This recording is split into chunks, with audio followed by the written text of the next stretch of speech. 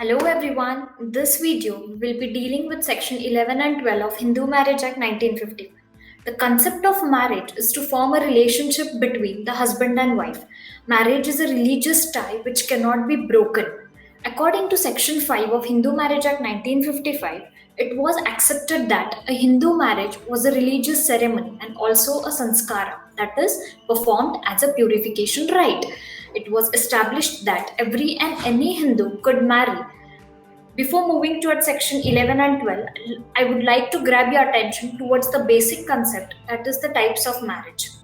There are three types of marriage: the first, valid marriage; the second, void marriage; and the third, voidable marriage.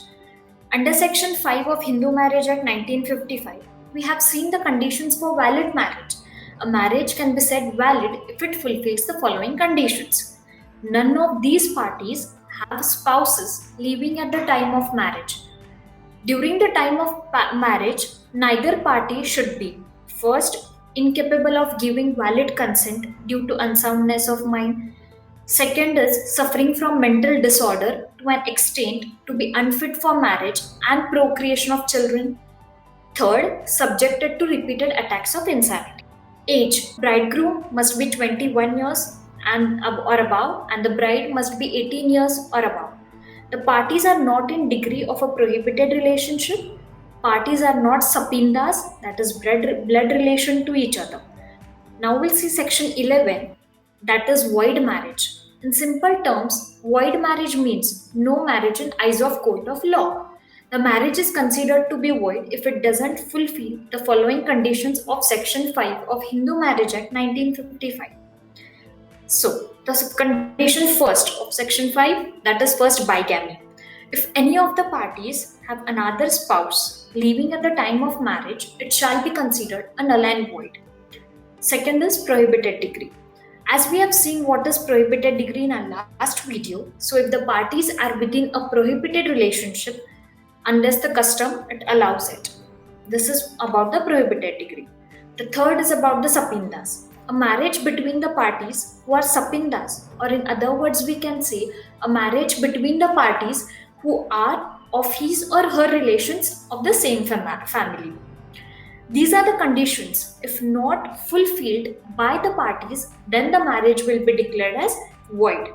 Now we'll proceed with the consequences of the void marriage. The first consequence is the parties don't have the position of husband and wife in a void marriage. Second is children are called legitimate in the void marriage. The legitimate children, it's the concept which has been given under section 16 of Hindu Marriage Act 1955. Third is mutual rights and obligations, they are not present in the void marriage. One more important thing I need to focus on is that husband is under no obligation whatsoever to pay any maintenance if the marriage is void under section 125 CRPC. But at time of passing of a decree of nullity, the court can award alimony under section 25 of Hindu Marriage Act. Also, the so-called wife, they would also not be able to succeed any property of the husband. I'll make this concept more clear with the help of the case law. See, that is Leela versus Lakshman, 1988. Allahabad High Court held that since a void marriage is no marriage, a decree of nullity is not necessary. When a court passes a decree of nullity in respect of a void marriage, it merely declares the marriage null and void. Now we'll proceed with section 12 of Hindu Marriage Act 1955. Section 12 of Hindu Marriage Act talks about the voidable marriage. A marriage is voidable on the either side of the party is known as voidable marriage. It will be valid unless the petition for invalidating the marriage is made. The marriage is to be declared void by a competent court under the Hindu Marriage Act 1955. The parties of such marriage, they have to decide whether they want to go with such marriage or make it valid. See, we'll understand the voidable marriage in a simple but in the legal terms. A voidable marriage is valid marriage till it is avoidable, and voidable marriage can be avoided only on the petition by either party to the marriage. So, at when marriage has been declared voidable, parties have the status of husband and wife, and the children, they have the status of legitimate children, and all mutual rights and duties between the spouse arises. Following are the grounds where marriage can be termed as voidable. We'll see the grounds one by one. The first ground, the party to the marriage is not capable of giving consent to the unsoundness of mind. The second ground is the party is suffering from mental disorder which makes her unfit for reproduction of the children. The third ground is if party has been suffering from repeated attacks of insanity. The fourth is the consent of marriage by either of the parties is done by force or by fraud, and if either of the parties are underaged, or if bridegroom under 21 years of age and the bride under the 18 years of age. And the last is if the respondent is pregnant with a child of someone other than bridegroom while married. These are the conditions where we can say marriage is voidable. Now, there are some requirements which needs to be fulfilled for nullity of marriage under section 12. We saw the conditions, now we are seeing the requirements. See, what's the requirement? On the plea of fraud or application of force on marriage, a petition can be filed before the court within 1 year of discovery of such fraud or application of the force time period.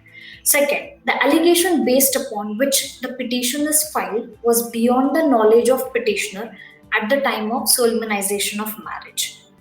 The third, the petition of such an allegation, it must be presented in the court within 1 year of knowledge of such facts.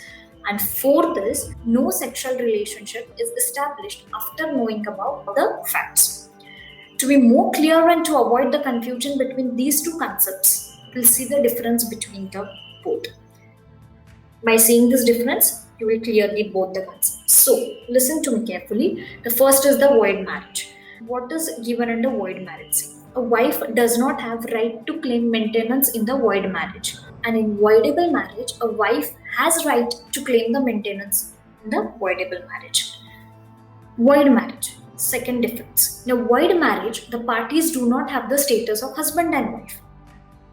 Husband and wife, they have the status in the voidable marriage. The third difference. In the void marriage, no decree of nullity is required. In a voidable marriage, decree of nullity is required. The fourth difference. A void marriage is none in the eyes of law. A voidable marriage is declared void by a competent court. The last difference is children in a void marriage are treated as legitimate.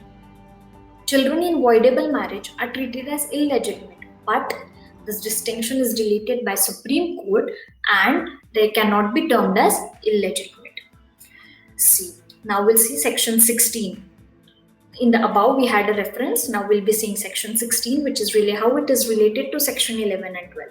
Section 16 talks about the legitimacy of children which is born out of void and voidable marriage. Section 16 of Hindu Marriage Act 1955 has been amended by the marriage laws, which is the 7th amendment of the Act of 1976, which says that children born after or before the commencement of the Act out of void or voidable marriage is legitimate. Though the children born out of a void or voidable marriage, they has been awarded the status of legitimacy, but they have not been given the birthright in the Hindu joint family property, and they cannot claim any right in the co-partnership entities of the father. But they can inherit the property of their father, the Section 8 of Hindu Succession Act 1956. So I hope now you are clear and you got a very clear idea of section 11 and 12 and also how the section 16 is connected to these both sections. So if you have any query or any question regarding the same, you can comment in the given comment box below. Thank you.